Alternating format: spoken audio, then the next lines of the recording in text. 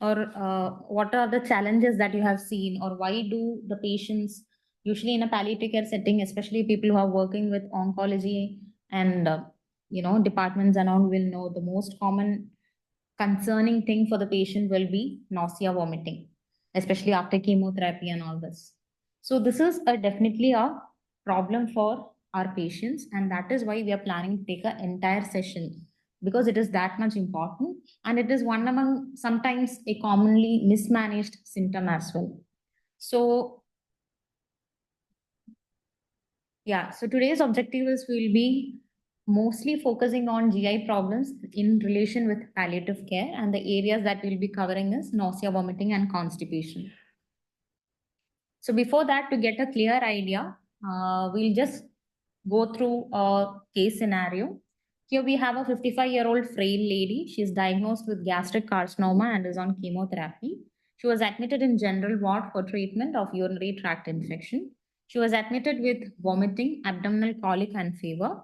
Now she's tired and has been admitted for the completion of IV antibiotics. She has small, frequent, incomplete bowel movements for the last 4 days and is started today on laxatives. She is accompanied by her younger daughter.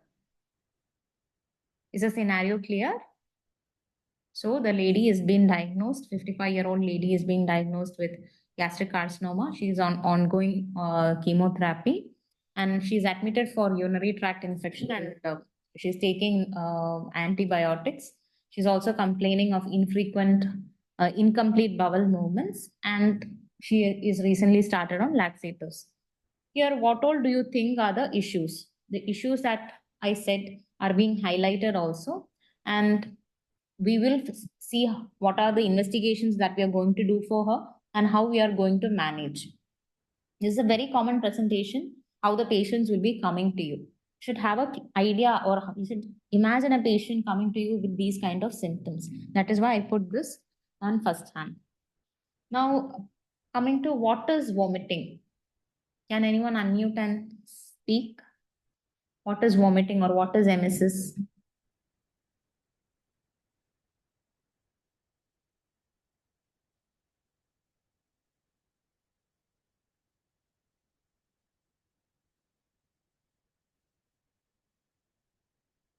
Can be said in simple words. What is emesis?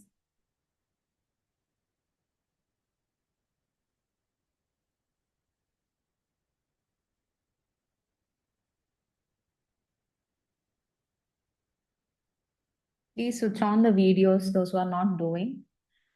And I don't want this to be on a, it will be good if it is interactive.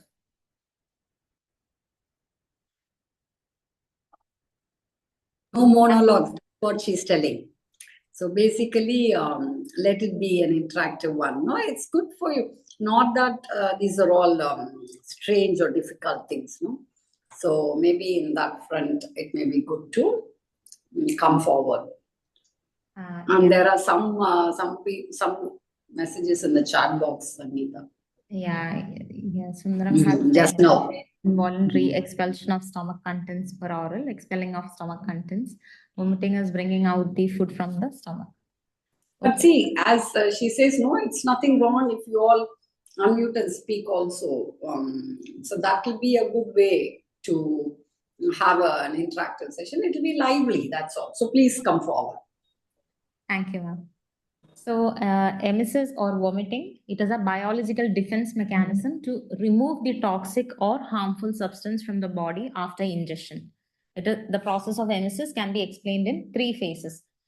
At least some of us might have, had that experience of vomiting. I don't think nobody has ever vomited. So at least once in their lifetime, they might have vomited. So you know how that feeling is.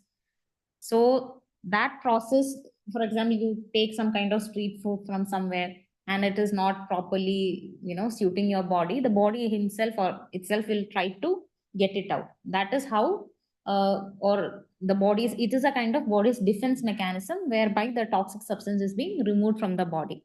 So the process of emesis is explained in 3 phases, that is nausea, retching, and vomiting. What is nausea?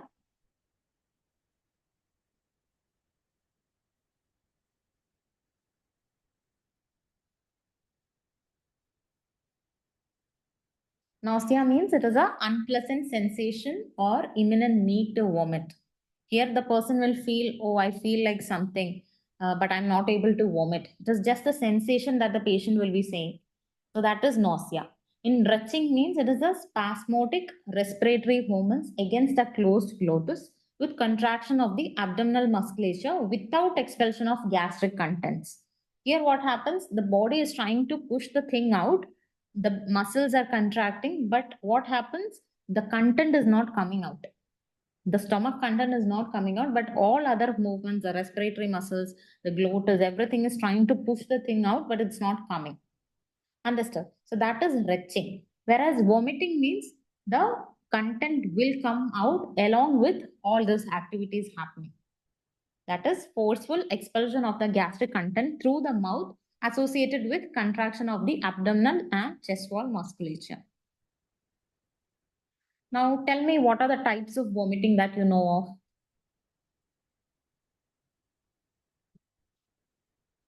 This you have to unmute and speak. Types of vomiting. Let it be wrong. Never mind. Just speak. Sorry? Drug-induced vomiting. Okay. Something in, yeah, projected. Self-induced vomiting, Okay. non-projected vomiting. Okay. We have some answers in the chat as well. We have chemotherapy induced projectile vomiting. Yeah, you all are right. So today there are different types of vomiting, but today we will be focusing more on the patients receiving chemotherapy, the types of vomiting which they have. Okay. So yeah, acute type of vomiting. This usually happens within 24 hours after within few minutes to hours, or and it resolves within 24 hours. That means the patient is taking chemotherapy, the vomiting starts immediately after starting chemotherapy or within few minutes, and it will subside after 24 hours. That is resolving after 24 hours. That is acute type of vomiting. Delayed type of vomiting is where it usually occurs after 24 hours of chemotherapy, and it is worst from 48 to 72 hours following chemo, and it can last up to 6 to 7 days. So just imagine how distressing it is for the patient to continuously vomit for 6 to 7 days. Understood. So next type of vomiting that you see in these kind of patients is breakthrough vomiting. Despite taking antiemetic treatment, still the patient will be vomiting. In such cases, we say that as breakthrough vomiting. And there is a term known as refractory vomiting. Refractory vomiting means it is unmanageable with current antiemetic treatment. So you have so many drugs in your list where you tried everything, but still the patient is continuously vomiting, and that is called refractory vomiting. Anticipatory vomiting means it is a a response prior to chemotherapy. If suppose the patient is going to get chemotherapy tomorrow, today itself the patient is anticipating and thinking, that thought itself triggers the patient and he goes to vomit. So that is called anticipatory vomiting. So these terms you must be familiar. So what is acute vomiting? What is delayed vomiting? What is breakthrough vomiting? What is refractory vomiting? What is anticipatory vomiting? These are particular type of vomiting that you see in patients receiving chemotherapy. So why are we concerned in treating or controlling this vomiting? And today itself, we are having an entire session on nausea and vomiting. Why are we concerned so much? Because it is going to affect the patient's daily functioning. Patient's quality of life is destroyed. The patient is not able to go to work. The patient is not able to have a cup of tea. All his ADLs are being affected. So it totally affects the patient's daily functioning. It hinders the quality of life, non-compliance of treatment. See, the patient will on chemotherapy will have to take a lot of medicines.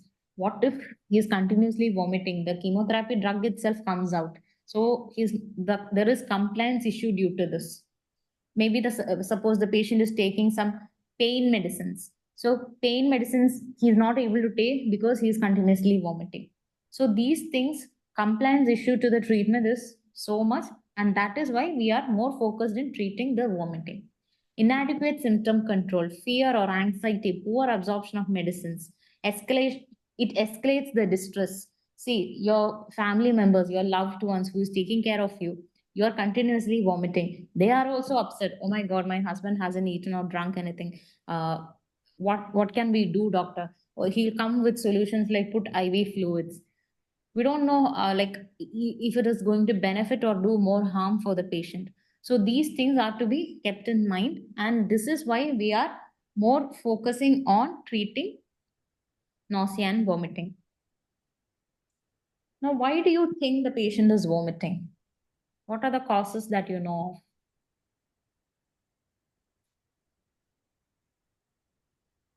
of? Anyone? Why is the patient vomiting?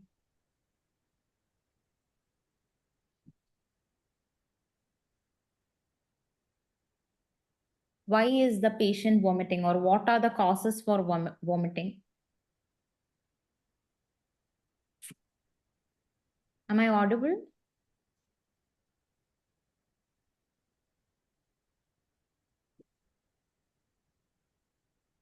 Yeah, CNS causes. What are the CNS causes that you know of? Anything that increases the intracranial pressure, Okay, good. meningitis, infected like meningitis, or Good. any space occupied Good. lesions. Okay. Anything else? Yeah, chemotherapy triggers CTZ. Yes, that's correct. Bowel obstruction. Okay. Chemotherapy. Yeah. So there are a lot of factors or a lot of causes for nausea and vomiting. So depending upon the types, chemically induced nausea, it is usually caused by drugs. We know most of our patients are taking opioids. Whenever you prescribe opioids, what is a common thing that you prescribe along with your morphine? Lactulose, And your voice is breaking. lactulose, Yeah, you give a laxative. Along with opioids, what else you give? antiemetics as well. Antiemetics, yes. Metoclopramide is a usual antiemetic that you give with your opioids. So opioids are known to cause this kind of, nausea and vomiting. So you always look, is the patient taking an antiemetic along with an opioid? If not, you should prescribe that. That can be a cause. Antibiotics can lead to nausea and vomiting. Cytotoxic drugs can lead to nausea and vomiting. Toxins like food poisoning, ischemic bowel, gut obstruction, metabolic organ failure, all those things can cause nausea and vomiting. Gastric stasis, like anticholinergic drugs, opioids, ascites, peptic ulcer, like stress induced or drugs, artery incision, all these things can lead to nausea and vomiting. Stretch or distortion of GI tract, especially it is commonly seen with constipation, intestinal obstruction, as some of you have said, mesenteric mets, all these things can lead to nausea and vomiting.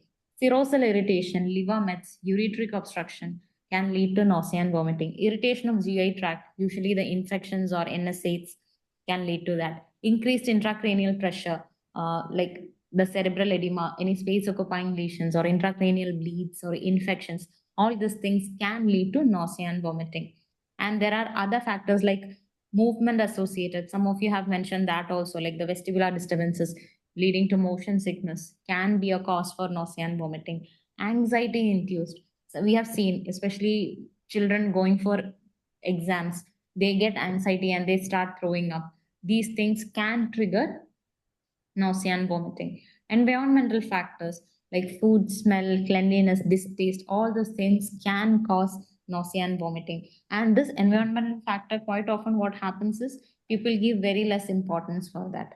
For example, you see the patient himself is having a colostomy bag or maybe a fungating wound. Huh? With that in his body, you're asking him to eat something. It is not possible for the patient. or maybe the patient is in a ward where these things are, or there are other patients with any fungating wound or colostomy or something else. If it is not properly taken care of, or he himself is having all those things and you are asking him to eat, definitely the patient will have nausea and vomiting. So the management of those factors are equally important. Understood? So apart from these causes, we have some other causes also.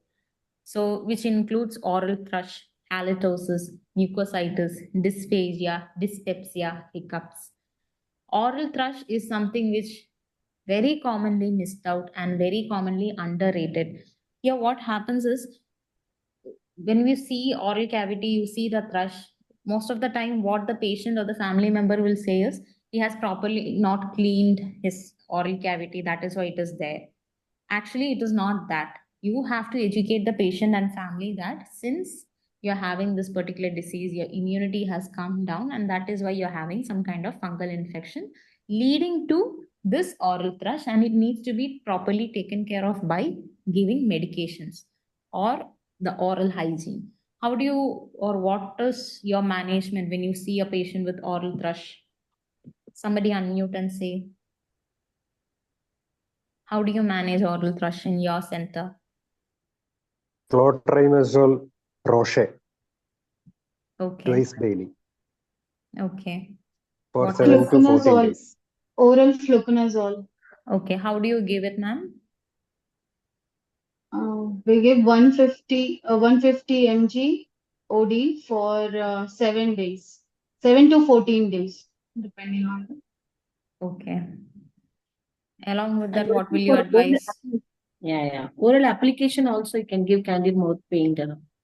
Okay. And if sugars to be checked to know whether it is a diabetes related or any other. Yes, very good. Anything else?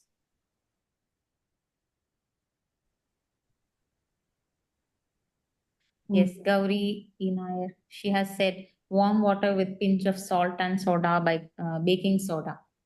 Yeah, that is also a very important step.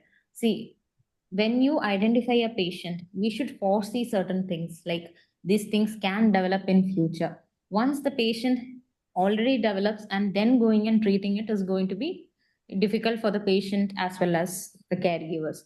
So what we do is when you see the patient itself on your routine examination, make sure you always watch for the oral cavity and ask them as a preventive step itself. You can ask them to use the homemade gargling solution, which is with the pinch of soda bicarbonate and salt. Salt, even if it's extra, it doesn't make any difference. But soda bicarbonate, you just need a pinch. It is for a glass of medium cold, warm water in which you can add a pinch of baking powder and a little bit of salt, and then you ask to wash the mouth always with this thing. The advantage of this thing is it is easily available. It can be made at home. It is not at all expensive. But so what happens is sometimes doctors, I have seen them prescribing the mouth washes, which is available in the market, this chlorhexidine and all those things. So what happens is when they use these things, it causes burning sensation for the patient. Especially imagine people with some oral cavity mass or ulcers. So for them, it is going to be even more painful.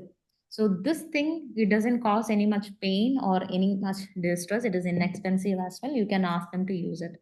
Along with that, like you said, fluconazole tablet 150 mg, it can be given over a period of 5 to 7 days, up to 14 days, or however it is required. If the patient is not able to take it orally, you can ask him to take, we can give it as IV also.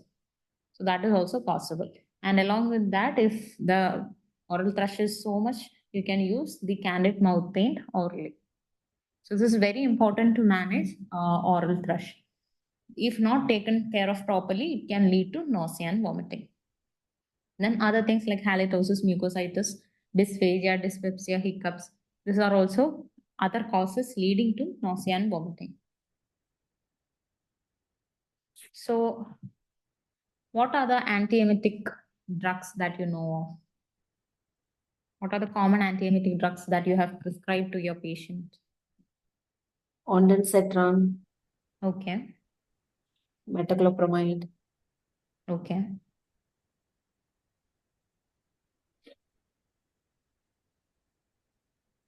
domperidone.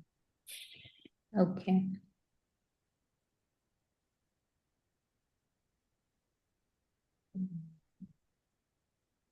Dexamethasone. Okay.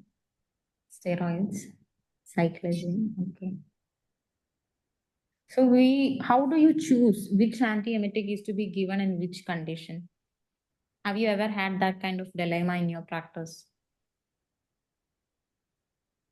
How do you choose your antiemetic? On what basis or what is the criteria for choosing an antiemetic?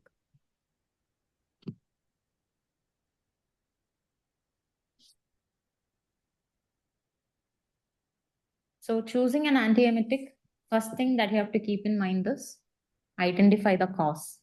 So previous slide, I have said you a list so many causes. So when you're taking the history, make sure you identify the cause and then you prescribe the antiemetic. Identify the pathway which triggers the vomiting reflex. Identify the neurotransmitter receptor that is involved. Choose a potent antagonist to the receptor identified. Choose the route of administration.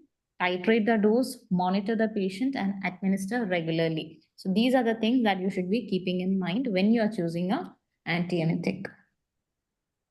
So the main objective is to stop or reduce the frequency of vomiting, to establish the compliance of treatment. Like I said, if it is pain medicines or if it is any chemotherapy medicines, we need to establish that it's compliant, to administer oral medicines to improve the quality of life. So whenever you go for the management of nausea and vomiting, always look for correct the cause, try the non-pharmacological measures, also look for the dietary modification, block the receptors at various sites. I'll show you a small video where you can see the receptors and it will be easy for you to learn as well. Non-pharmacological measures avoid situations which induce nausea and vomiting. This is very important. Like I said, if the patient is admitted in a ward or if the patient is having any fungating wound, try to take care of all those things first. A calm, reassuring environment is very important. There should be a lot of fresh air in the room. Whenever you are giving the feed, make sure he is in a upright position and then you give the feed. Okay. And let me ask you one question. What if the patient is on a Riles tube? Do you think the patient will vomit?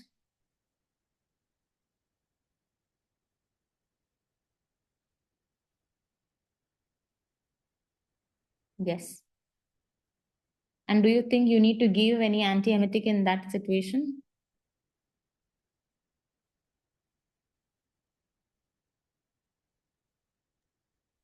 Yes. So even though the patient is on, Riles tube, the first thing that you have to make sure is the position of the Riles tube. Is it accurately placed? Or has it gone here and there? What has happened? You should always assess what is the cause, why the patient is vomiting. Okay. And after you identify the cause, if it is any problem with the position of the tube, you place it correctly and see if he is vomiting or not. If he's not if that is not the cause, maybe you need to do some more detailed evaluation to understand, and if required you need to give a antiemetic. So non-pharmacological measures also include good oral hygiene. This is very, very important. Like I said, you need to always look the oral cavity if there is any factors or any kind of oral thrush, take care of it in the initial phase itself. Then control of malodor, especially from colostomy or any fungating tumor or decubitus ulcers. Take care of the wound, and once the smell goes down, the patient will feel better and will be able to eat or drink properly. Then the use of suitable distractors. What is distractors? Is there anyone working in oncology department in this group? Yeah, I'm a surgical oncologist. Okay, sir. So can you just briefly tell us regarding distractors that you've been using in your department? especially for the patient who comes to take chemotherapy? I don't get what you mean by distractors. You mean perfume or something? I don't know. Okay. I don't get what you say. Okay. Distractors. Okay, sir. I'll say then. So this is like the patient when he Somebody comes. else has also messaged Sangeetha that just let me see if you see in the chat. Somebody else has also said yes. So maybe is there anybody else who knows about it? Ajmola, someone has said. Yeah, anybody Yes, else? ma'am. Yes, ma'am. I am a radiation oncologist, but as such, we are not using any distractors for the chemotherapy because we are giving the pre-medication and the post-medications drug before and after the chemotherapy. So usually the patients are not vomiting matlab, in front of us. And when the patient is going home, then also we are prescribing the post-medication drugs. Ma'am, I'm not speaking about any medicines here. Non-pharmacological measures I'm speaking. Go ahead, Probably, Sangeetha. Then. yeah, probably you might be doing it already. Someone So, has messaged us music. excellent. Okay. Music, lemon. Uh-huh. Ah, So that's here what. distractors means what You we need do is to, patient. sorry. You need to distract them from like focusing on the sickness. Rather, you need to counsel them to focus on something or talk to them, tell them some stories and something that they are interested in. So that's how you distract them. Yes, ma'am, exactly. So I said you, it is not always a medicine that is going to do wonders. Sometimes it is without medicine also. Sometimes you can manage all those things. That is why I have been focusing on non-pharmacological measures also. Here, what happens is once the patient, I said you, there is something called as anticipatory vomiting. Even before the patient comes for chemotherapy, a day prior, he'll start vomiting. So why do you think the patient is not undergone any chemo medicine still now? Still he is vomiting. So this is that anticipation or that fear is causing that trigger for him to vomit. Here the use of distractors means the patient comes to the area to get his chemotherapy. There will be some magazines lying there. There will be some newspapers lying there, or there will be some music being played. And when he is taking the chemo medicine is being going, he'll be talking to somebody else or having some, or he'll be watching some movie in the television. These are all distractors by which the tendency for the patient to uh, vomit comes down in a bigger way. So the other distraction techniques like self-hypnosis, progressive muscle relaxation, biofeedback, symptomatic desensitization, all these things are something which you can read on to get more idea on this. And these techniques are very useful in case of anticipatory vomiting. I said you, even before taking chemotherapy, the patient will have this kind of feeling, oh my God, after chemo, definitely I'm going to vomit. So these kind of emotions can be controlled with doing these kind of distraction techniques. Even lemon, like ma'am, you said, it can be used if it is helping the patient. It can be used alone or together with antiemetic drugs. Enhanced feeling of control. The patient knows, okay, if I do this, I can have, some more control in vomiting, or he'll be able to manage with his own techniques. It reduces the feeling of helplessness. The family is forcing him, no, you have to get this medicine, only then you will be able to cure the disease. So he's forced to come and get it. And sometimes the patient will say, I don't want to get it because I'll start vomiting. It is better I die like this. I don't want to vomit and, go through that suffering and all those things. And that is why we should be focusing on taking these kind of, or going ahead with these kind of distraction techniques. Sometimes the patient will be reluctant to take medicines also. Chemotherapy he's taking, antiemetic, so many drugs he's taking. He might be taking so many pain medicines. So he'll be fed up with taking so many medicines also. So you can try these kind of non-pharmacological measures. So if it is helping him, well and good. Then what all dietary modifications will you advise? See, the patient is Usually continuously. plant diet, non-spicy, that will irritate them. Yeah. So, yeah. So whatever you give it in a small proportion. If it is at least a spoon of rice or a spoon of, some kind of semi-solid diet, you can try that. You don't have to feed him like a plate of food like how he used to be eating like before. So the problem with it is also culturally associated. We express in Indian culture or in Asian culture, we express love by giving food. So when the patient is sick, we try to forcefully feed the patient, and ultimately he end up throwing it. So we need to educate the caregiver also regarding this, that he is in a physical situation where he is not able to eat much. If he is taking a small spoon of something, that is enough. You don't have to forcefully feed, or like, yeah, like Sundraman says, you don't have to fill up the stomach, or what is it? Dry food like biscuits every morning before getting up from bed. I don't know if that can help, but whatever you are trying to give him, try what suits for that patient. Sometimes it will be a small fruit. You cut the apple, you give one piece of or one slice of apple at the morning, second slice in the afternoon, third slice by evening. That way you can portion it out and give it.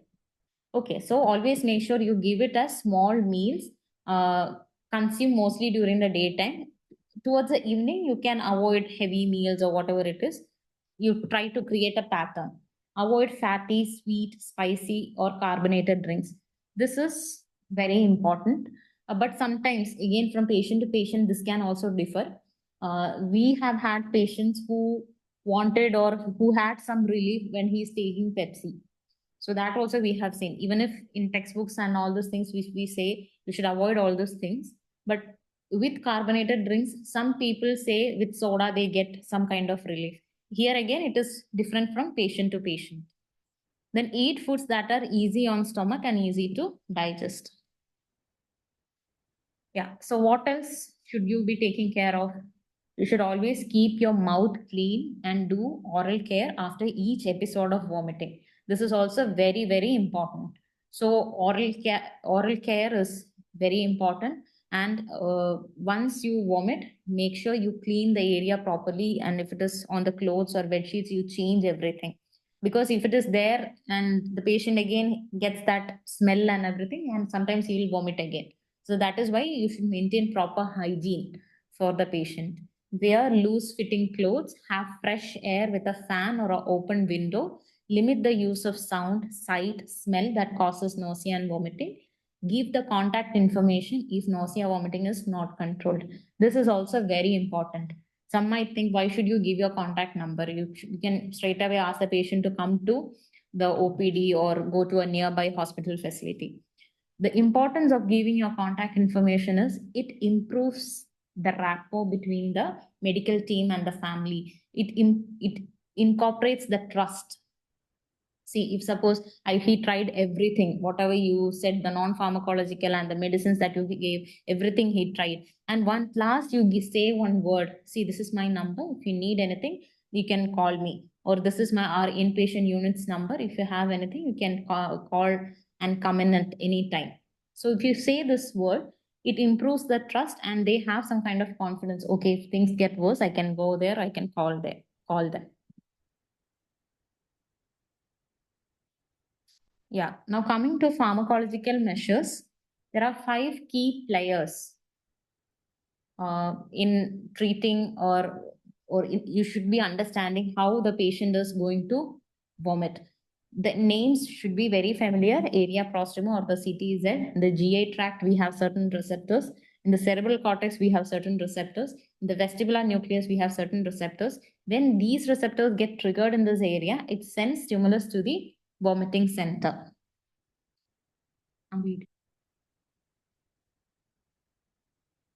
I'll share a small video with you.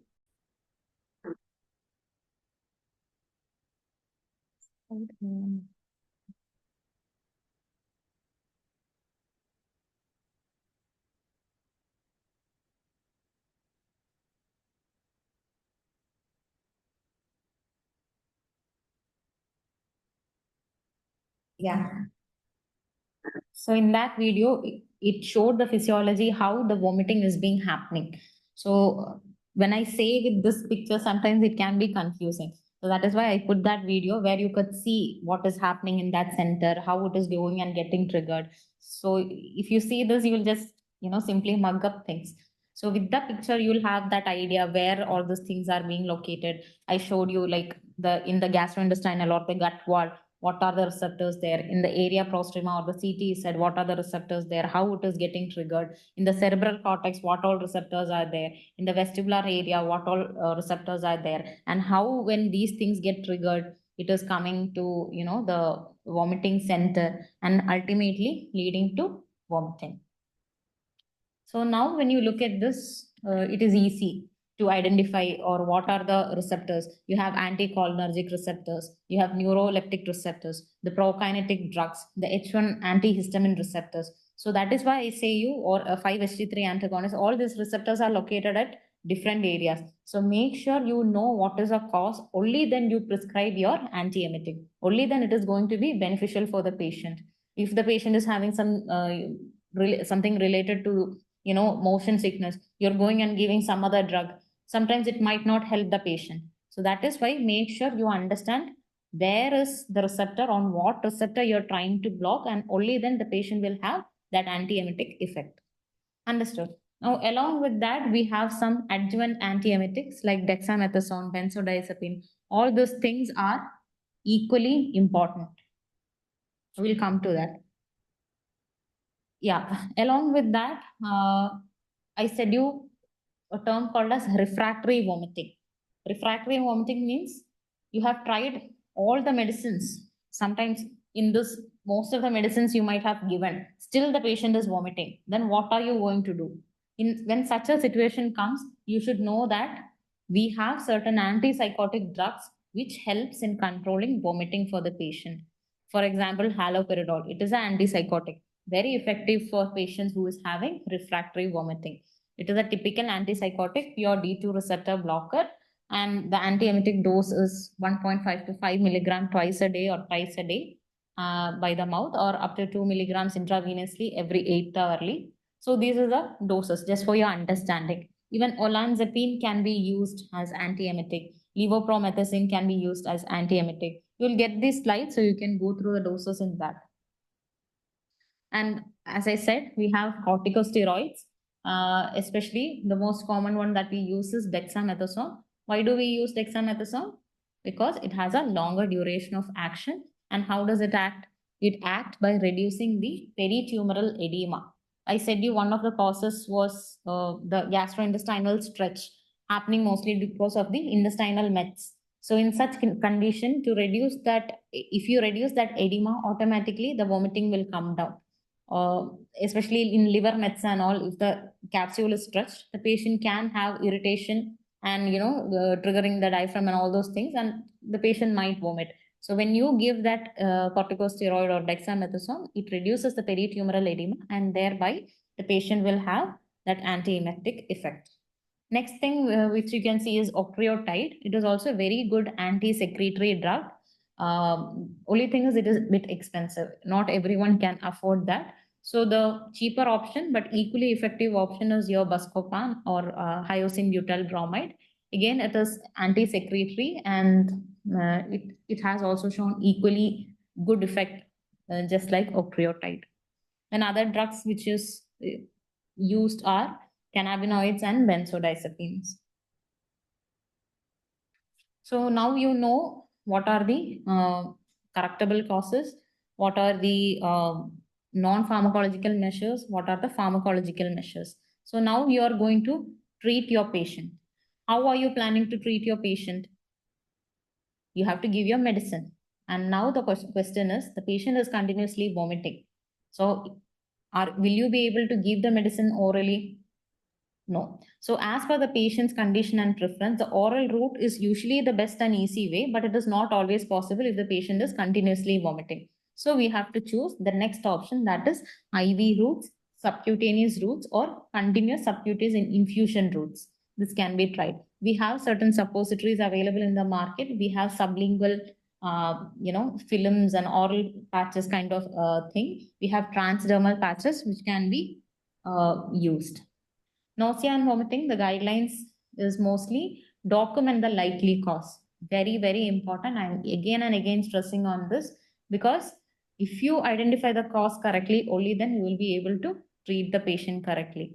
So treat the potentially reversible causes and exacerbating factors, especially drugs. You just go through the drug chart of that patient and see what are the medicines he is taking. Will this drug cause nausea and vomiting? If you see anything like that, you can manage it accordingly. Check if the patient is having constipation, is the patient having severe pain, any kind of infection or cough. All these things are there or not. You have to take a proper history.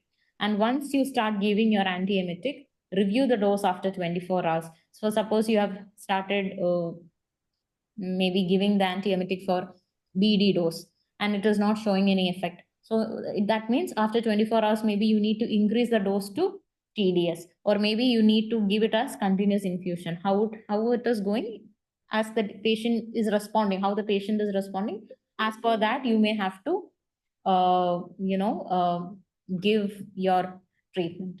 If nausea and vomiting persist after 24 to 48 hours, you have to review the cause. Remember, 1/3 of the patient will need more than one antiemetic. So I said you there are a lot of medicines that we have discussed now. So with one antiemetic, it is going to be very difficult to manage. Sometimes you have to club it with some adjuvant antiemetic like steroids also. If on parenteral, consider converting to oral dose after 72 hours of good control of to oral regimen. So once the patient is having good control with IV medicines or subcutaneous thing, only then you switch the patient to oral antiemetics. So these are the dose and medications, doses of the medications which we already discussed. Haloperidol 1.5 to 20 milligrams per day can be given per orally or subcutaneously. Metoclopramide can be given 10 to 30 milligrams 2 to 4 hourly. Domperidone can be given, ondansetron. Diphenhydramine, it is usually given before chemotherapy. Octreotide 50 to 100 mcg 4 to 8 hourly, IV or subcutaneously you can give. Dexamethasone, again 4 to 8 milligrams 8 hourly, per orally, IV or subcutaneously. This is the antiemetic dose for Dexa. So far, we have completed nausea, vomiting. Do you have any doubts? Because next we'll be moving on to constipation.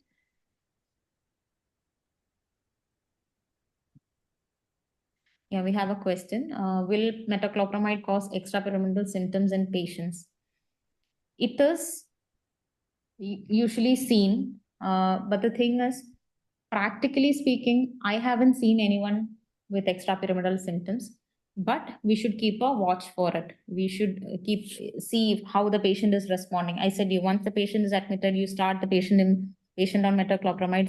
Look for the symptoms, how the patient is responding. If the patient is developing anything like that, we have to immediately stop and switch to the other drug. So that is how we do it. But so far in our practice, people developing extrapyramidal symptoms are very, very, very rare. I must say that.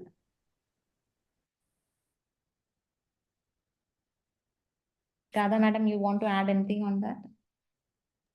Exactly what you have said only, dear.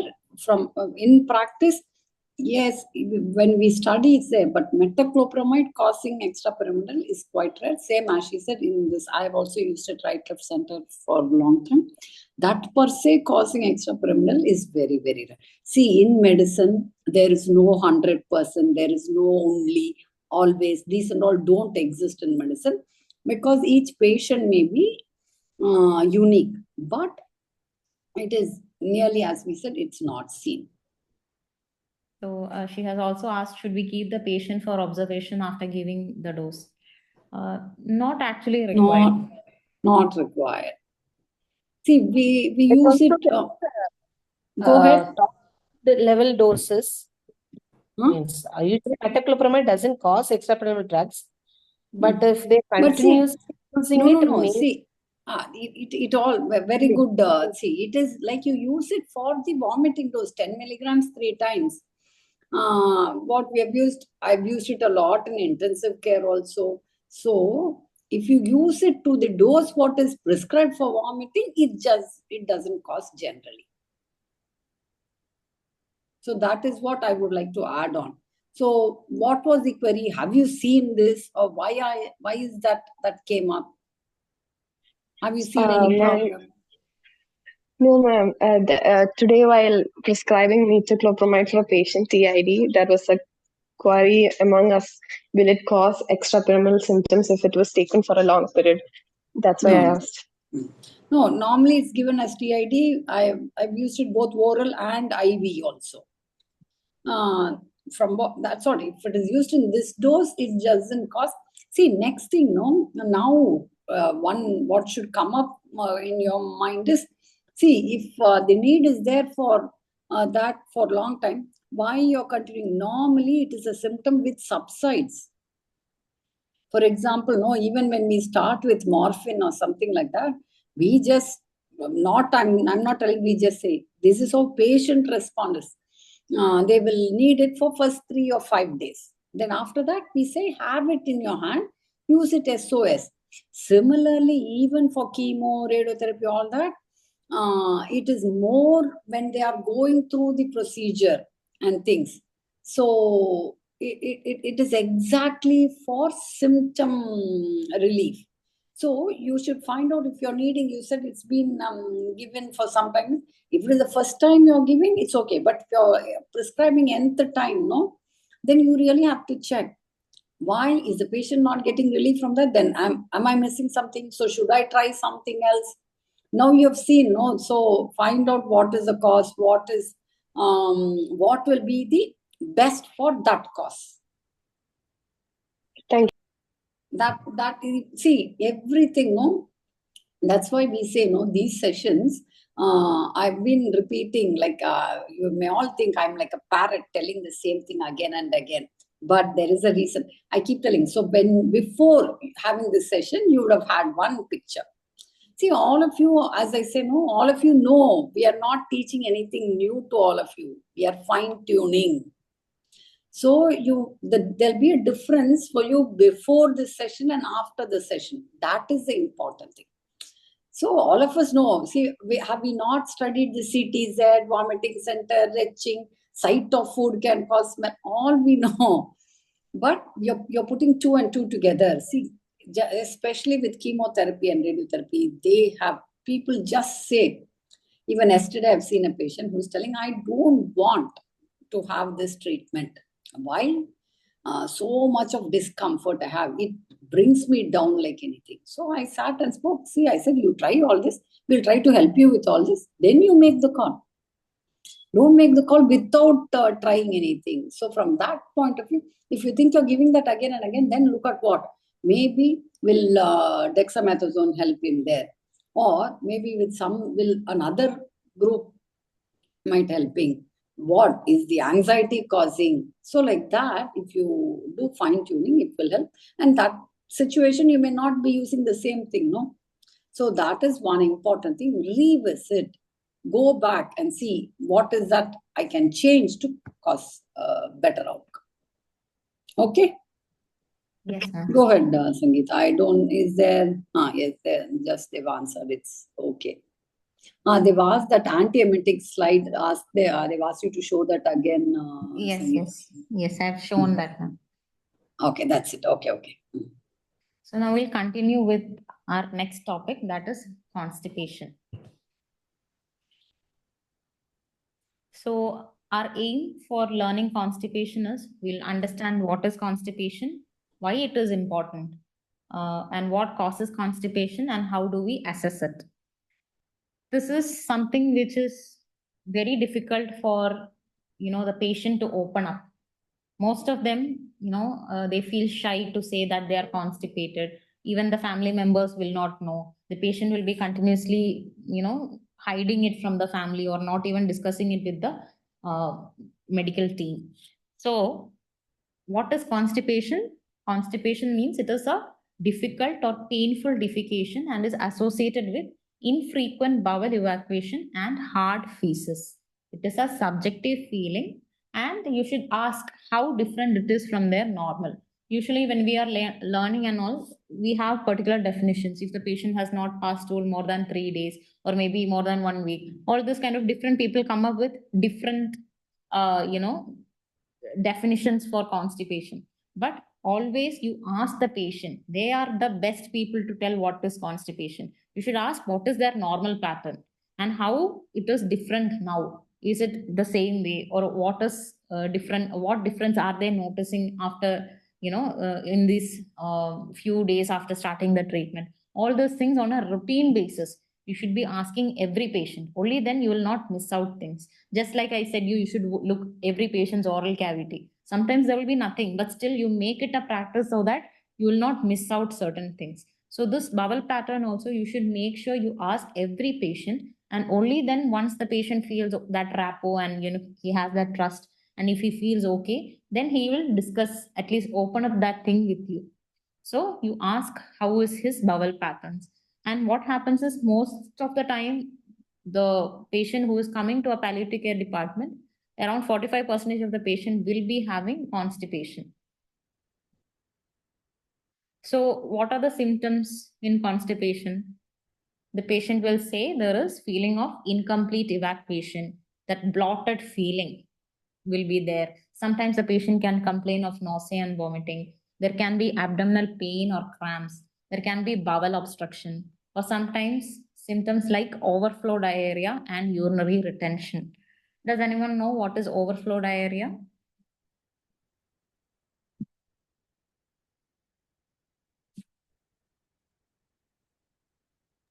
Have anyone heard of overflow diarrhea? We are talking about constipation and the symptom Ma'am, is saying overflow diarrhea. spurious diarrhea is also called overflow diarrhea, I guess. Yes, ma'am. Yeah. Can you describe what it is? When there is hard impacted stool Hmm. and it is not letting uh, the other when the passage is not clear because of that, the patient starts having diarrhea because of the impacted stool. And people start thinking that this is diarrhea, but actually the patient is having constipation. Yes. So what will be the patient complaining of? They complain there will be whenever they go to pass motion, it will be like a frequency will be there, but small quantity of stools. So they feel that incomplete evacuation. That they call it as constipation, like so, like Yes. overflow. Yeah. Okay. I'll just briefly tell you what it is. Suppose I hope you can see my cursor. So this is a form of impacted stool. Imagine this is a hard mass which is blocking the way. So what happens is, the patient will have the typical history. What happens is, when you ask them how is their bowel pattern, oh my God, doctor, I'm continuously passing stool. That is the common thing that they will be saying. But again, you should not get tricked by this answer. He is saying he is continuously passing stool. One day itself, he is changing so many diapers, and you should not get the idea that it is diarrhea. You should ask one more question to add on. Did you have a period of constipation before this diarrhea has started occurring? That period of constipation, and later this thing is happening. So make sure you ask this question also to the patient. Did you have a period of constipation following which you started developing this diarrhea? And here the mechanism, what actually happens is, this thing is impacted and the newly formed stool is coming. That is fresh stool, or the new stool that will be soft. And this thing will liquefy and it will come through the sides. Whereas this thing is impacted, the hard mass is there, and the newly formed feces will come through the sides of the impacted stool and come out. This is what the patient complains as. Continuously, the patient is passing that small amount of liquefied motion. Is it clear? Somebody say yes or no. Yes. Okay, Mufida has said no. Okay, I'll repeat once again. So you see this cursor. For example, this is a impacted stool, and the newly formed feces, it is very soft and it will liquefy and pass through the sides of the impacted stool and come out. And this the patient will be saying as he will be having continuous diarrhea. In the history, make sure you ask whether there was a period of constipation before he started developing this diarrhea. Clear, Mufida?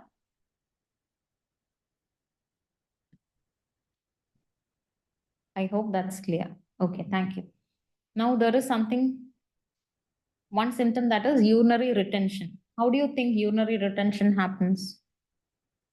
We are talking about constipation, but one symptom that I have mentioned is urinary retention.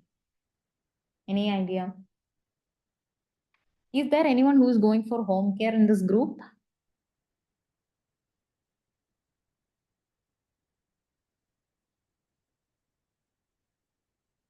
Anyone who is going for home care?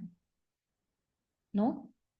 So in our center, at Pallium, we have everyday home care visits.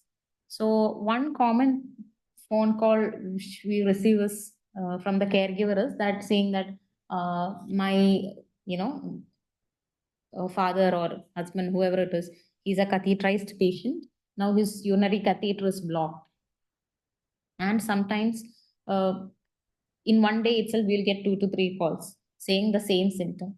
So what happens here is, it is actually not, why is this catheter getting blocked? That is what you should be thinking. Because of the constipation, the fecal matter, it gets or it pushes the urinary bladder in front, and that is how the urine flow or the catheter gets blocked.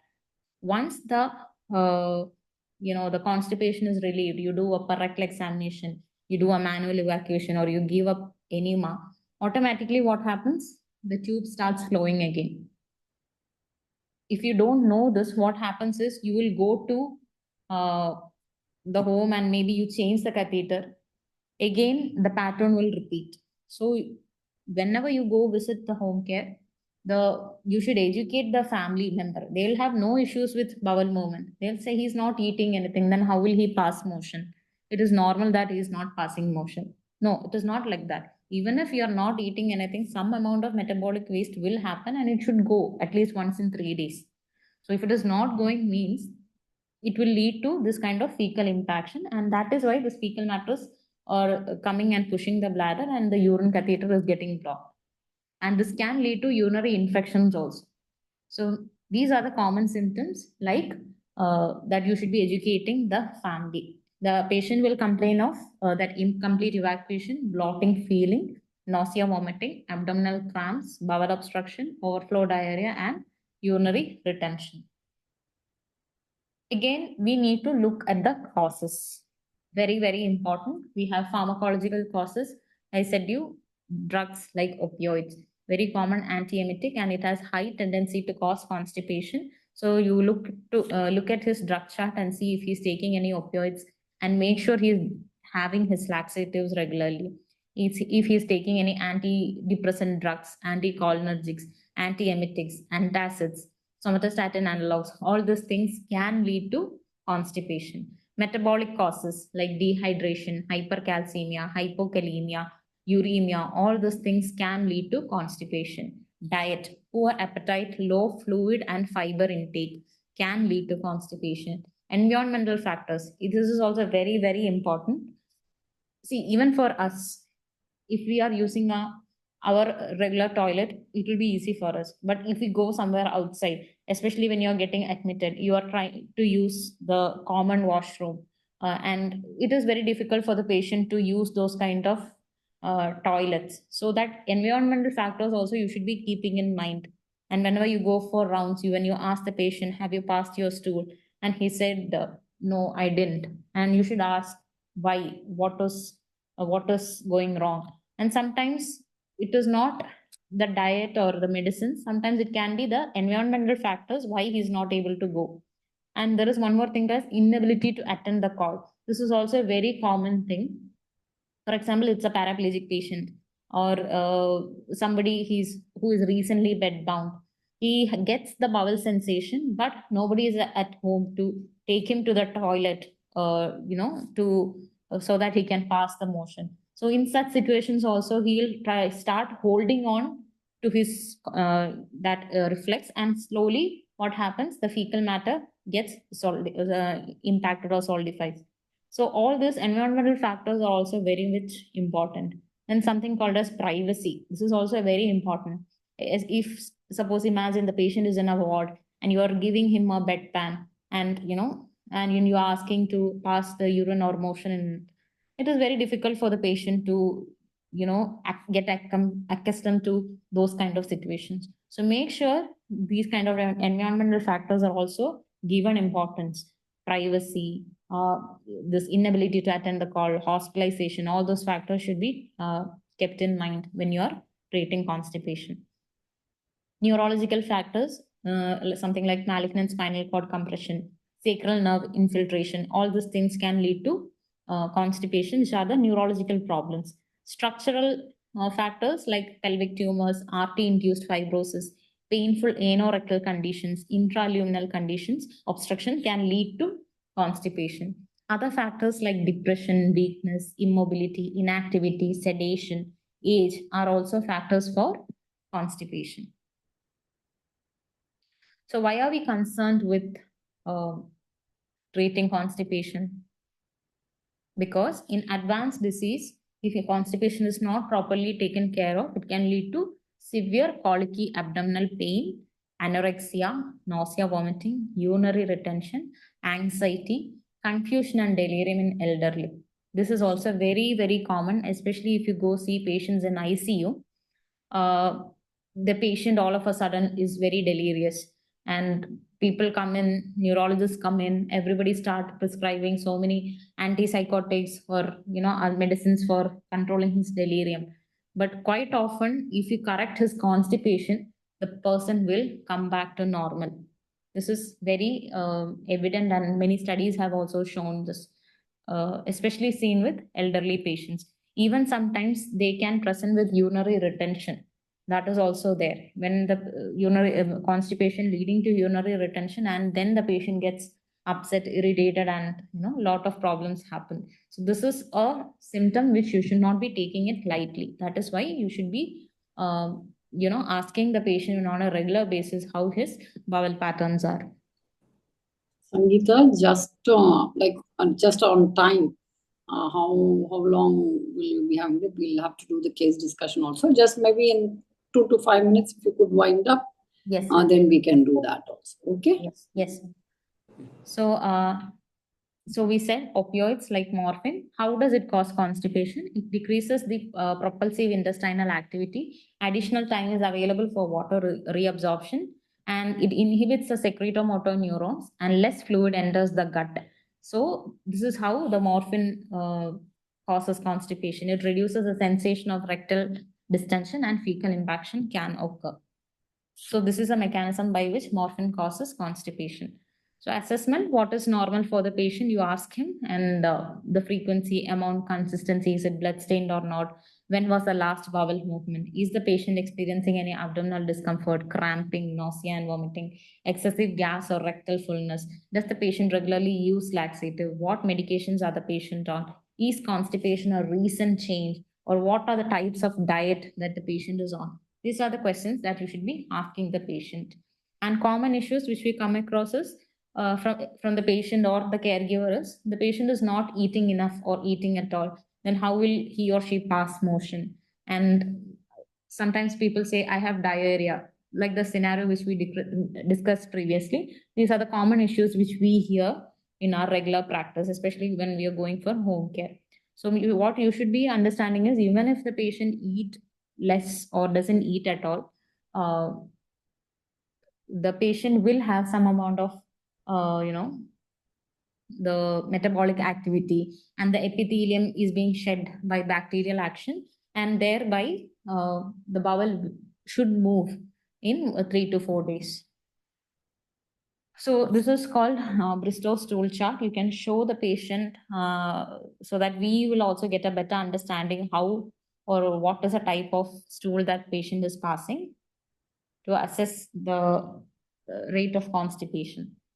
So management, again, correct the correctable, use judicious use of laxatives, improve the general condition, symptom control, encourage activity. If the patient is continuously lying on bed and there is no activity, then that can also even lead to constipation. If some amount of physiotherapy or some kind of stretching exercises can be given, it will help the patient.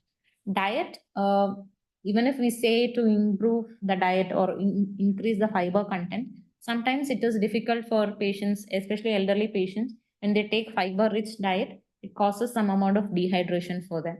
So from patient to patient, this can vary. So management, non-pharmacological measures, daily assessment, improved mobility, access to toilet facility. This is also very important. Prompt response to patient's call. When the patient feels like passing motion, immediately he should be taken to a place with privacy and she should be able to use the toilets on time. And diet and fluid intake, attention to other symptoms. And I'm sure most of you might have done a rectal examination. If you know how to do a rectal examination. So when you do a rectal examination, things you should be careful is always make sure you give a running commentary to the patient. It is not like you ask the patient to lie down and suddenly you insert your finger. The patient can even get a vagal attack. So you should be very careful, even lead to sudden death and all those things. So you should be very careful. You explain what is the procedure, say it to the patient and do everything.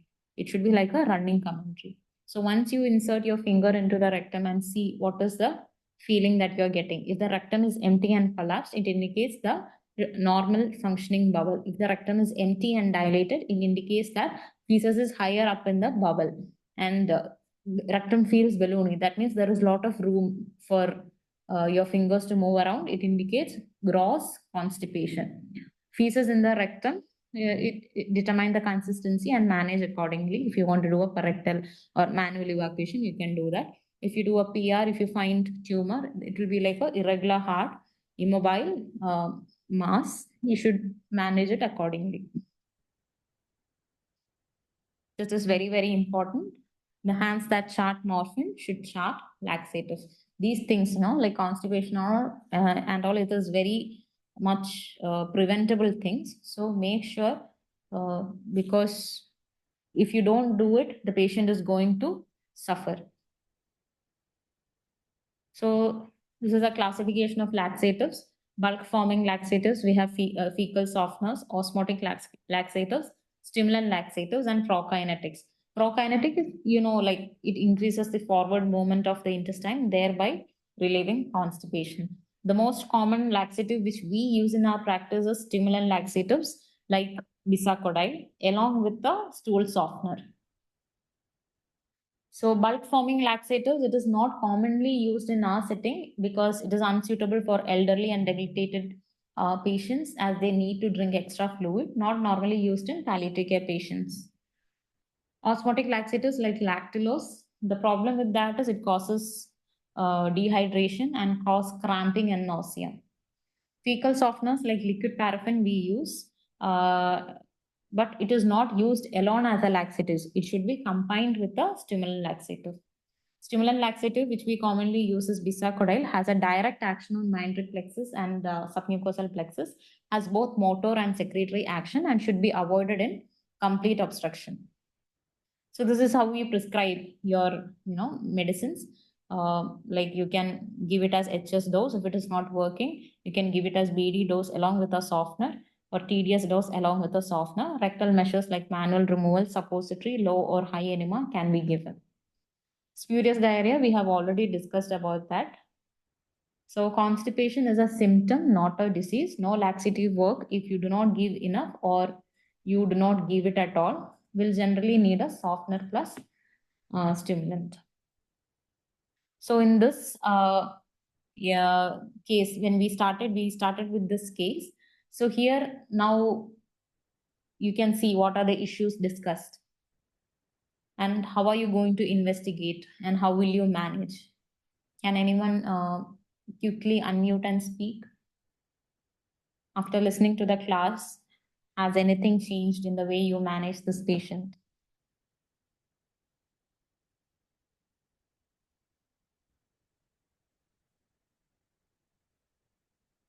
We have one more case discussion. Ma'am,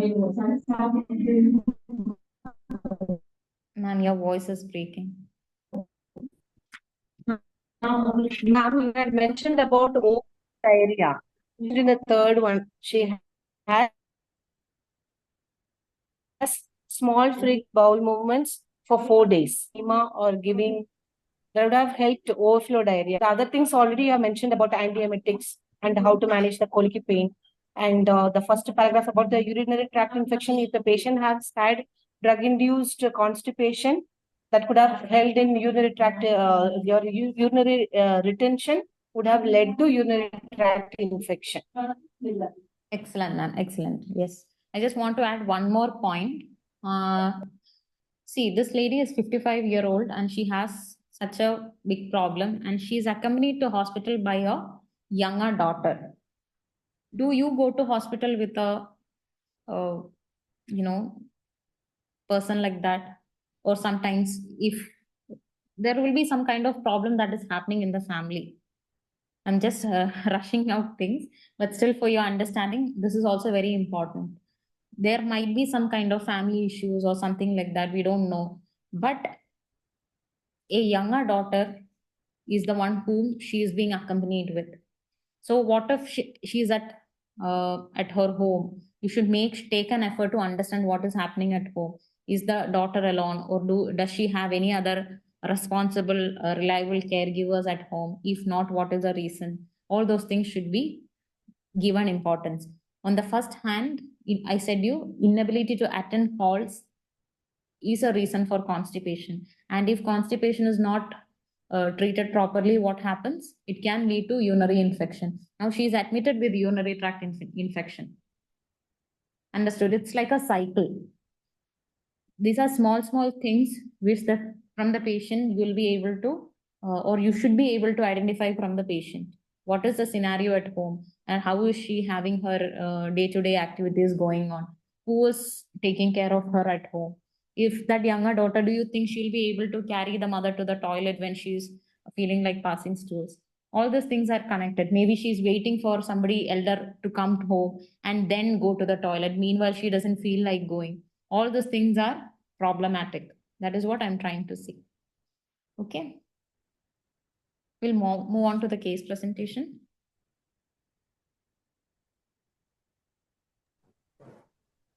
Thank you, Sangeetha. Sangeet, we'll go with the case presentation and come back again for the discussion.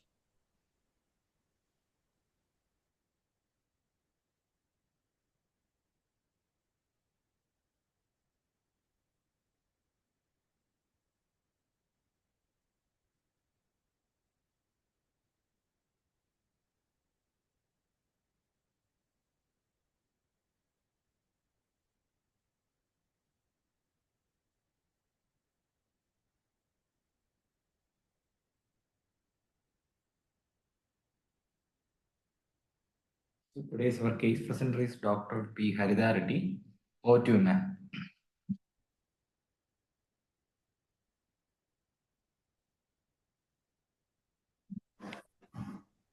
Good evening, everybody. I'm Dr. Haritha, medical oncology resident.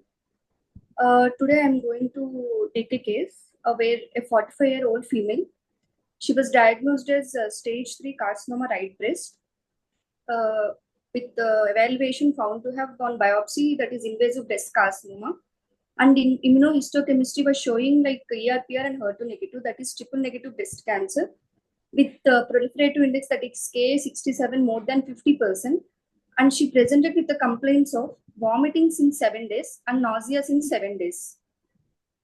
Coming to description of vomitings, it was present in the duration of past 7 days, around 7 to 10 episodes per day. Like it was not associated in relation to feeds and not bile stain and non-foul smelling.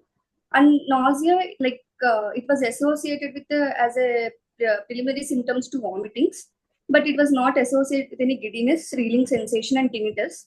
Due to vomitings, the patient was not taking feeds regularly, and there was decreased appetite since last 7 to 10 days due to improper feeds. She was having weight loss and malaise, but it was not associated with any constipation, diarrhea, and other GI disturbances, and not associated with any abdominal pain or fever. Next slide.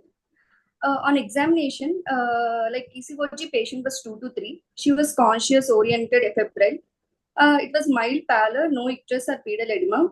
On systemic examination, no abnormality was detected. CBSRS, everything was normal. Next slide.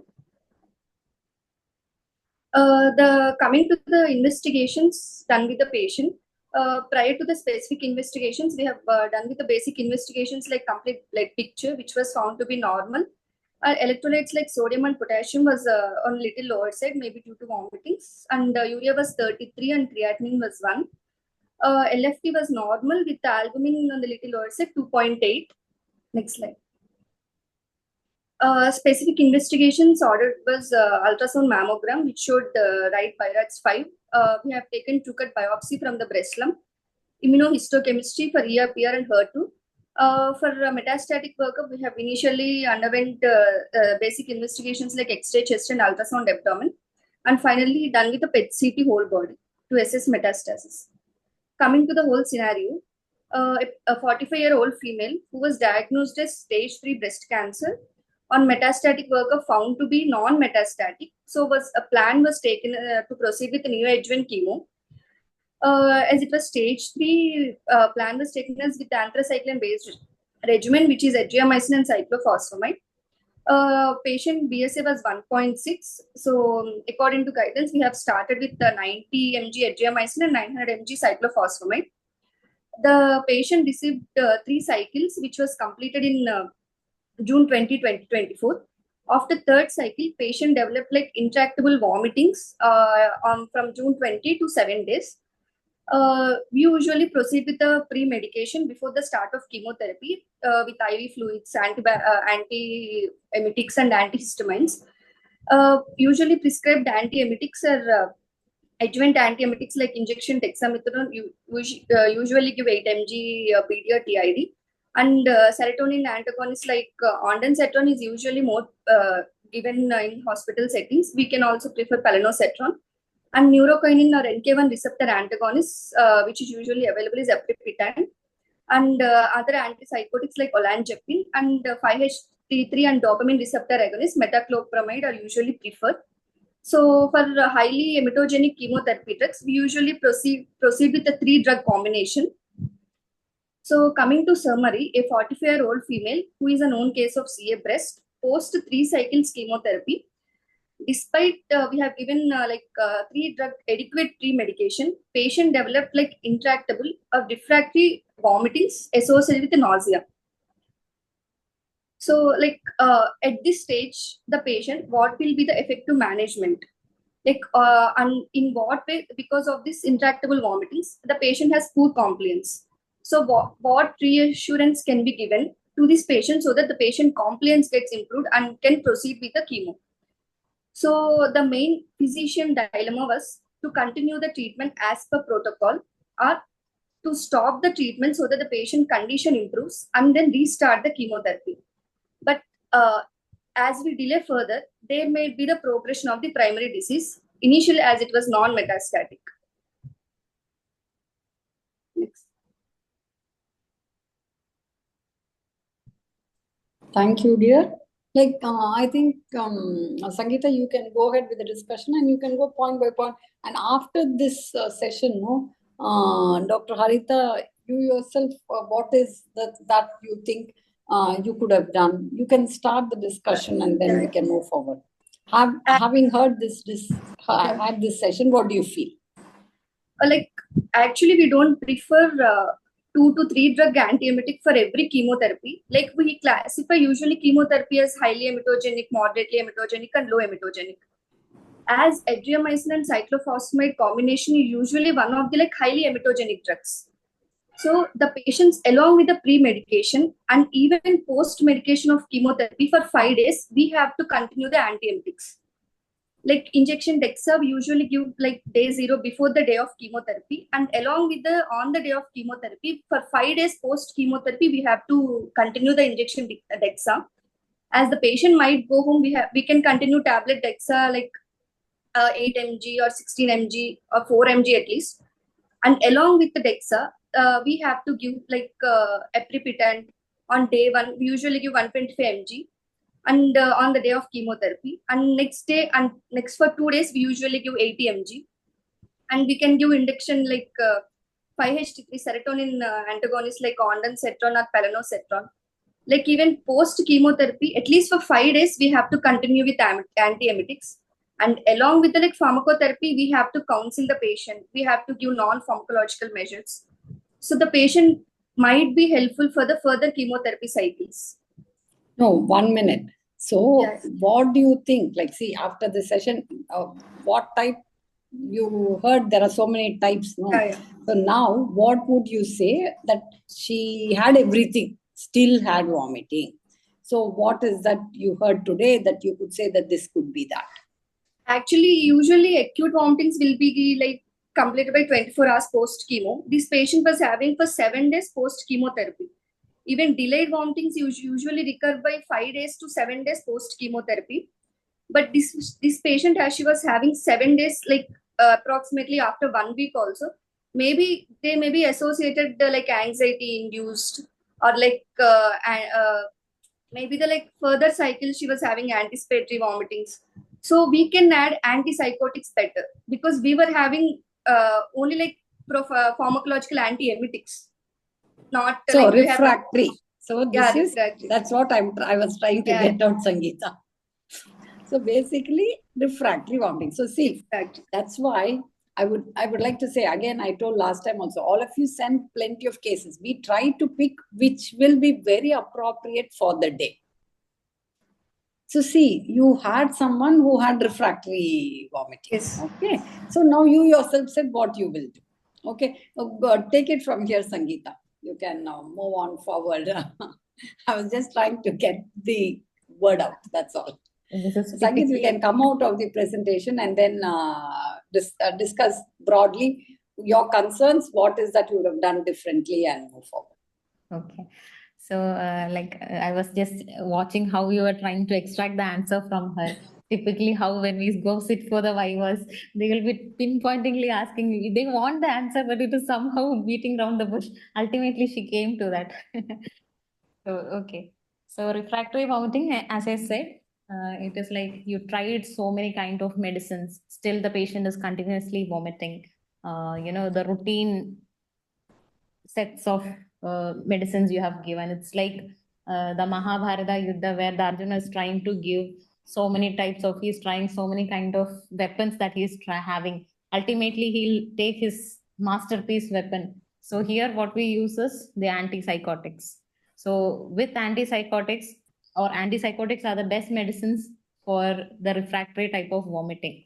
So haloperidol, it has beautiful effects on refractory vomiting. Maybe you can try that. And olanzapine also you can try if you want. And again, it should be like a combination of medicines. One alone cannot give that full effect. And maybe you can try, instead of injections, continuous infusions can be of benefit, because continuously poking the patient is also going to be very difficult for them. So maybe you can try continuous infusions, which will help the patient as well. You can admit the patient, give continuous infusions, and see how he is responding to that, and slowly switch to oral antiemetics. What were the other concerns that you had, or what is that you would like to discuss further? To manage it differently, or What was the other discussion? Oh, okay. reassurance. That one you will have to speak. So reassure, what ways you could reassure, and whether to continue. I think whether to continue or not, the question third will be answered by your question 2. So here the reassurance part is quite tricky. The patient is in distress. The caregivers are anxious because they know if we don't give chemotherapy, the disease is going to progress. So they want to somehow give it, and the patient is not able to take even food or anything like that. So they start asking you to give IV fluids, and nobody is asking the patient what he wants. So that is a sad part. So always try to be the voice of the patient. Caregivers should be managed in a way where we are not upsetting them also.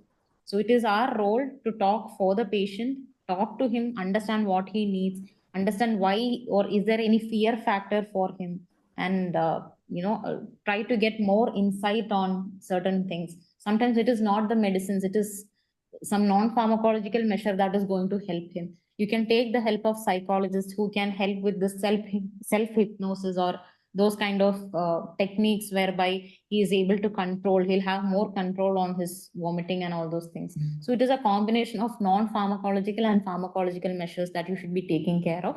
And especially with the caregivers, it is very difficult. I said you, in Indian scenario, food is love.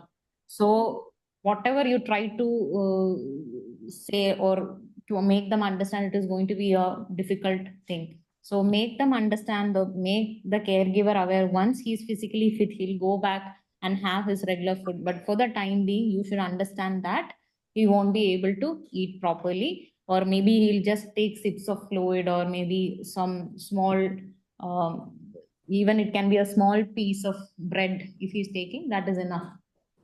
You'll have to make him understand that, the caregivers. Physician dilemma, whether to continue treatment as per protocol or to stop till the present condition improves.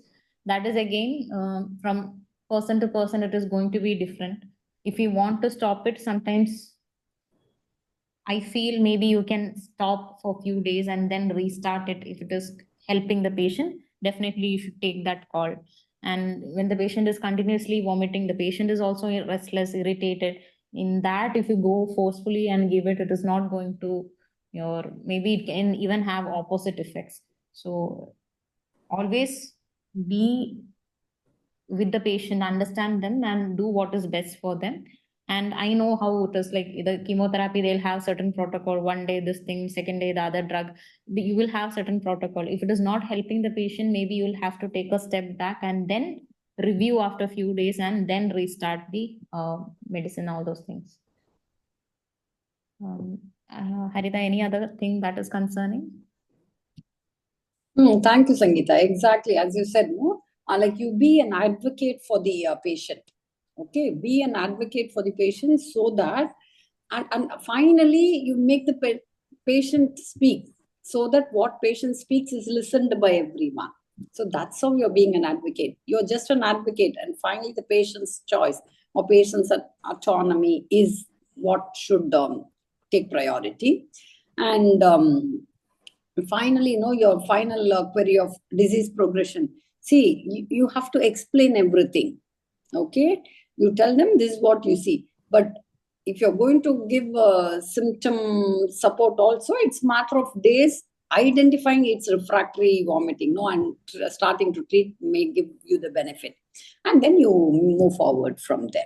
Okay, and one thing what I wanted to stress upon is the important thing what Sangeetha said is that whenever you do PR, you have to be aware vasovagal is possible. You have to speak. Just don't ask the patient to lie down and start. Even the way you do also, we always say you have to lubricate. Now you have to go through the site. Everything is important. So because it can be detrimental. Okay, the act of defecation itself, if someone has a myocardial infarction, what all instructions we used to give. So like that, you have to keep an eye on whenever you do a PR. And overall, thank you very much, Sangeetha, for taking us through in detail. And that is what is essential. And hope, Harita, we have also gone through all the queries that you've had and satisfied. And I'll just check if there's anything else in the chat box, Sangeetha, anything that we need to answer. No, ma'am, we have covered. I think that's all. So most of the things we have answered. Okay. Over to you, Sangeet, then. Okay. Thank you once again, Sangeet.